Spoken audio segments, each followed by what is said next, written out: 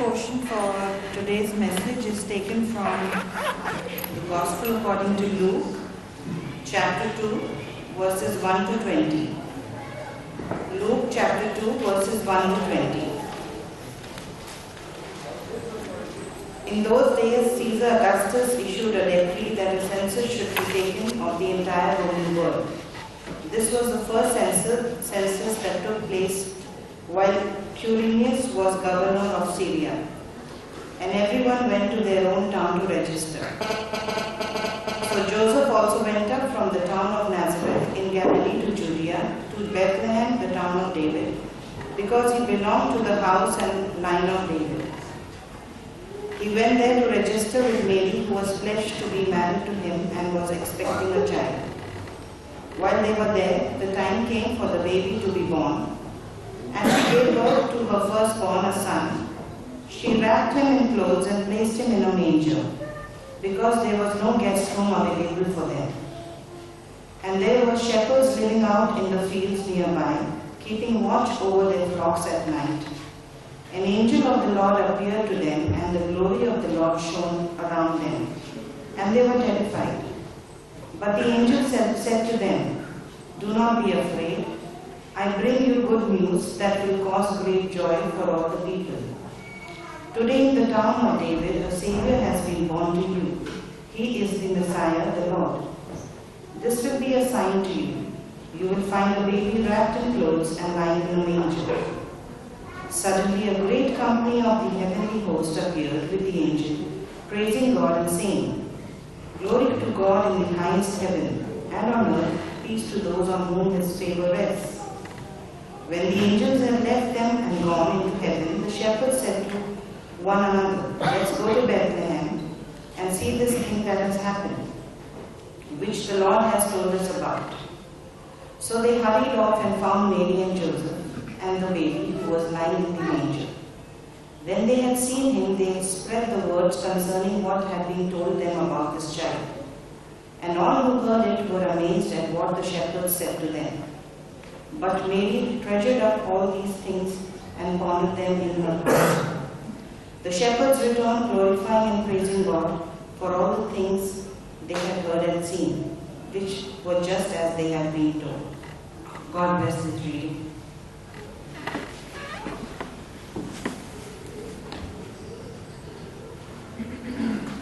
For today's meditation, the message will be brought to us by Uncle Umesh. I request him to please come forward and share the word of God with us.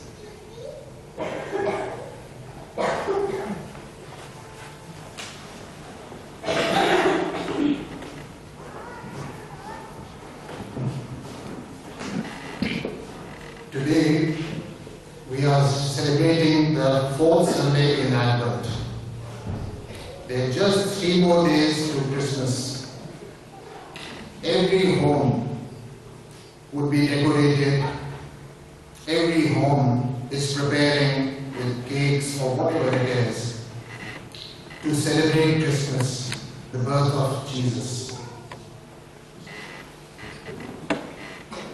I wonder if Jesus' actual birth circumstances were as comfortable and joyous as we make them out to be.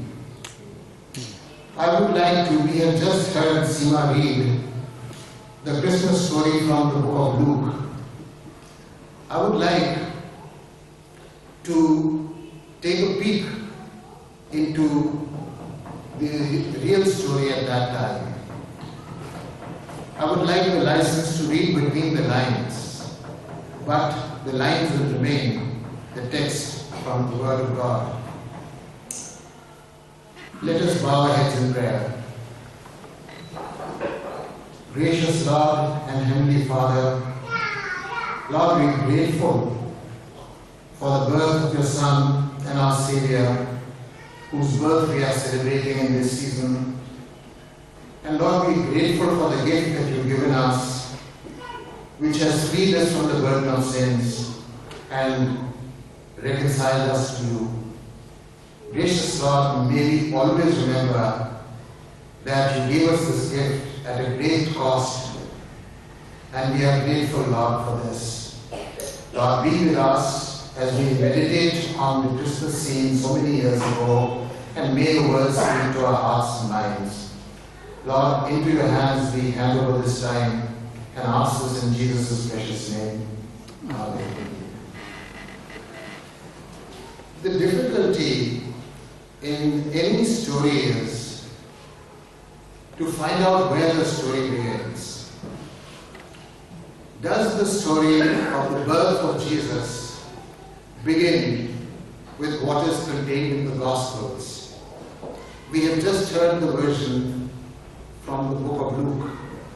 Similarly, Matthew gives us a version of that. But Mark, in his opening verse, tells us that the birth of Christ was foretold and prophesied by the prophets Malachi and Isaiah. So that means that the story shifts back several hundred years ago.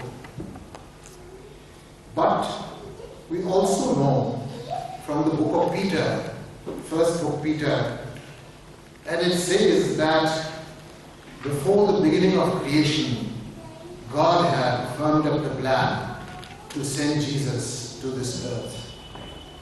So if we really think the story of Christmas, the story of Jesus' birth, was conceived even before the earth was conceived, the question we may ask is, at that time, what was the need for God to think of sending Jesus to save us from our sin when man had not sinned? As a matter of fact, man had not been created even by him. And the reason for that is that when God decided to create man in his own image, that means that God decided to give man the faculty of independent thought and choice. He knew that there was a possibility that man would sin. And therefore, in his love, he also devised a plan to free us from our sins. And therefore, before man was created, God provided to save us from the possibility of sin. But anyway, returning back to our story, now we know that God devised this plan thousands of years before the actual birth of Christ. We wonder, why did he wait so many thousands of years before fulfilling his plan? Because Adam had already brought sin into this world. We, with our human limitations, do not always understand God's timing, but we know God chooses his timing in a perfect way. So when God was ready to fulfill his plan, he started looking around for the instruments that will carry out his plan. And he scouted around and looked for a girl, a woman, who would be considered fit enough to be the earth mother of his son, who would nurture his son and give him earthly values. And in a remote part of Israel, in a small hill village of Nazareth, he chose a girl called Mary. Why I am using the word girl? That many scholars believe that when Mary was chosen, she was only 14 years of age. Whatever it is on record that Mary was no more than 15 or 16 years of age when God selected her for this job. How similar this is to the situation in India, where in our villages, even till a few years ago, a young girl was picked up and married off. Similarly, Mary's parents, when she became 15 or 16, started to worry and started to look around for a suitable groom for her. And I'm sure whatever the system of matchmaking there must be at that time, but they sifted through various options and ultimately they were told a about a carpenter named Joseph. And they considered the carpenter and they said, what is his background? Which family does he belong to? And they were told that he is from a very noble lineage. He belongs to the family of David. So the parents must have been overjoyed, and they snapped up this decision and this match immediately, thus putting in place the fulfillment of the prophecies that said that the Messiah will be from the line of David. At that time, this is 1,000 years after King David, there must have been many members from the family of David who weren't available at that time. But Joseph was chosen. God in His wisdom chose Joseph. And as we will continue with the story, we will find good reason why God chose Joseph. Then God, the Bible tells us that God has two archangels. There may be more, but the Bible names two, Michael and Gabriel. God calls Archangel Gabriel and says that Gabriel, the most important event on history is about to take place. And I want you to take responsibility for that event. That everything that happens will be under your supervision, your protection and your care. So Gabriel, now you are in charge. So we can imagine that Mary is, Bible tells us, she was betrothed to Joseph. So evidently, as soon as they fixed Joseph, the parents proceeded and got her engaged. And Mary must have been very happy. She must be dreaming the kind of dreams that all young girls dream when they're about to settle down. She must be looking forward to settling down with her husband and dreaming all these rosy dreams. And one night, instead of these rosy dreams, she has a kind of a nightmare. There is this angel in blinding white light who appears to her and tells her that, Mary, you are very lucky. God has chosen you amongst all the women on this earth to be the mother of His child. And Mary says that, how is that possible? I'm a virgin. And God says, Mary, this will be the work of the Holy Spirit. The Holy Spirit will come upon you and you will bear a child and He will be the Son of God. Now, you can imagine Mary's confusion when she came out of this trance. Mary did not know whether she'd been dreaming, whether this was a bad dream, whether this was the truth. She was very young. She had no ways of telling whether this was from God, whether this could be relied upon. And Mary was flabbergasted. So she decided that let me wait and see. If it's a bad dream, it will pass. But a few days later, Mary found herself pregnant. And that is when the world was shattered.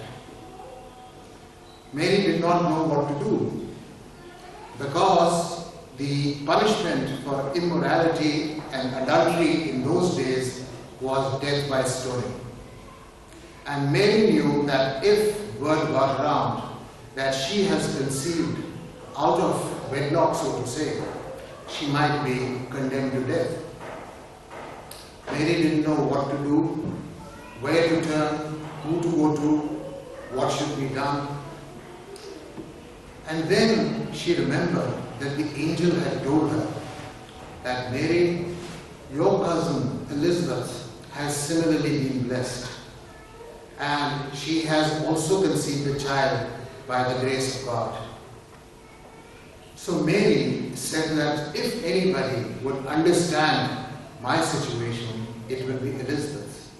So she rushed off to Elizabeth, who lived a few miles away in a village called Hebron.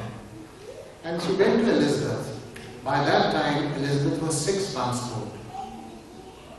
And that is where Mary received the first confirmation that the message that had come to her was from God. Because as soon as Mary entered and spoke, the child in Elizabeth's womb jumped. And Elizabeth said that, "Blessed are you, Mary, because my child has recognized your voice as the voice of the Mother of God, and he has acknowledged this." When Elizabeth said this, Mary felt a little calm. Mary felt reassured that whatever it is that's happening to her is from God. And Mary stayed with Elizabeth for 3 months. For the first trimester, she spent with Elizabeth. But then her pregnancy started to progress. And a time came when Mary felt that she will not be able to hide it for much longer. So Mary decided to go back and share this with Joseph. So Mary goes and shares this with Joseph. Now you can imagine Joseph's predicament. Any person whose wife comes and tells him the story that God appeared to him, angel appeared to him, and she has conceived, I think can be forgiven for being cynical. And Joseph must have said that what a mistake I have made. I have betrothed, I have been given to marry a girl of loose moral character. But Joseph was in a dilemma. What should I do? If I, at this moment, divorce under the Mosaic law was only allowed on grounds of adultery, then she will be stoned to death. So Joseph decided, and I'm sure he must have prayed a lot about it, he decided that he will keep quiet for the time being.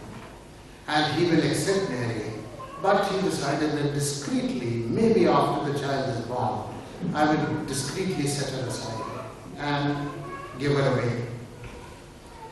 So today, when Joseph and Mary are living in Nazareth, Mary reaches her last month of pregnancy. Now, there is a problem. Joseph and Mary are in Nazareth. The biblical prophecy, as prophesied by Micah, says that the Messiah is to be born in Bethlehem. Bethlehem is 100 miles away from Nazareth. 100 miles in those days were 2,000 miles or more of today. Now, how is this prophecy going to be fulfilled? One day, Caesar Augustus wakes up in Rome, and in a megalomaniac moment, he gives an edict that I want a census of the entire Roman Empire. I want a census to count every individual in Rome. Now today we all are very familiar with census, and I think more and more when the elections are coming near. But the Bible tells us that this was the first census was being held when Quirinius was the governor of Judea.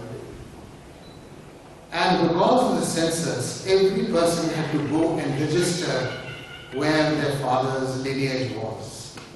And since Joseph was from the line of David, he was forced to go to Bethlehem.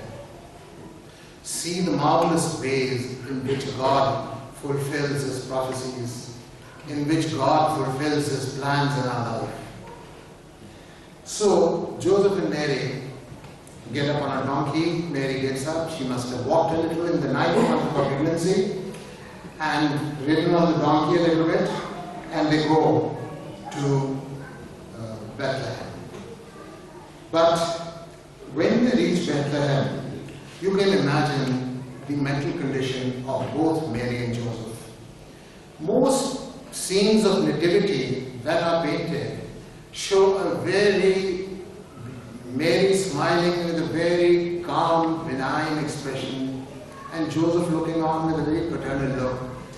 But I think their mental condition would have been very different. Mary would have been wondering that what is going to happen to me. Joseph must have said that I will discreetly divorce you. The angel appeared to Joseph, but it was in a dream, and Joseph must be questioning it, that did I dream right, or was this the power of auto-suggestion? And therefore, Mary must be wondering that once the child is born, what is going to happen to me? Will I be alive, or I'll be stoned to death? What will happen to this child? And Joseph must be wondering that if the dream is right and I divorce her, I'll be committing a very major sin. So both of these were in great mental turmoil, and they reached Bethlehem. In Bethlehem we are told that they go to the inn, and the Bible just records one sentence, that there was no room at the inn. Now why was there no room at the inn? One, because yes, everybody, a large number, would have come to Bethlehem to register like Joseph, who were from the lineage of David. So the inns were full. But the other reason, which is more probable, is that Joseph did not have the money to pay for the inn. The Bible tells us that Joseph was a very poor man, and so Jesus was forced to be born in the feeding trough of the cattle. That was his cradle. And he was wrapped, we sing this carol, in swaddling bands. Here it says cloths, not clothes. He was not wearing clothes that a child wears. Mary had torn old clothes and turned them into rags and wrapped the baby Jesus in it. Now, the Son of God is born into a town which nobody has heard of. If he had been born in Rome, it would have been a different thing. If he'd been born to the governor of Judea or the king of Jews, Herod was a king, he was a Jew, people would have accepted Christ. He was born to a carpenter and his wife of absolutely no standing, and he was born to people who were so poor that they had no clothes even to wrap their baby in. God chose the very humble people to bring up his child on this earth. Then the Bible tells us a very interesting thing, that a very short distance away, actually the shepherd's field, geographically is 3/4 of a mile away from the stable in Bethlehem. And it tells us that there were some shepherds living in the fields. It says that the shepherds were living in the fields. Now Christmas we celebrate on the 25th of December. And the Bible has no record or basis for this. Somewhere in the 4th century, this date was picked, and Christmas is celebrated on this date. It could have been any time in the year. Looking at this, if the shepherds were living in the open fields at that time, it is unlikely that it would have been December.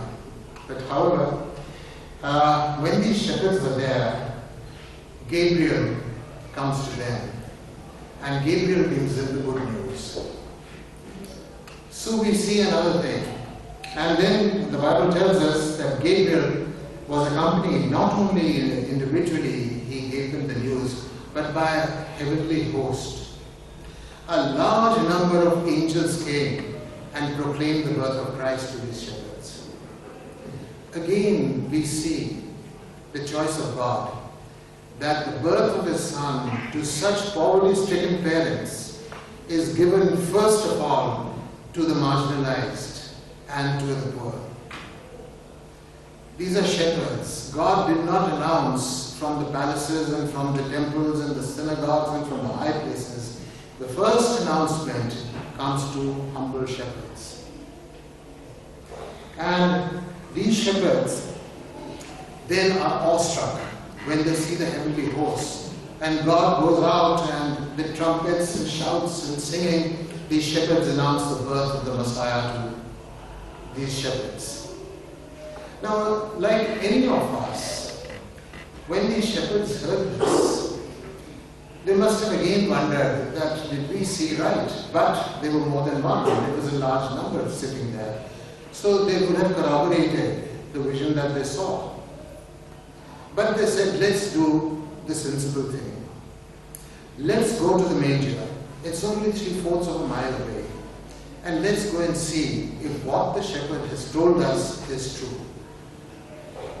So the shepherds go to the manger and they see exactly the scene as was told to them. Jesus is in the manger, wrapped in cloths, and Mary and Joseph are there. And the Bible tells us that the shepherds then told and shared what they had heard with Joseph.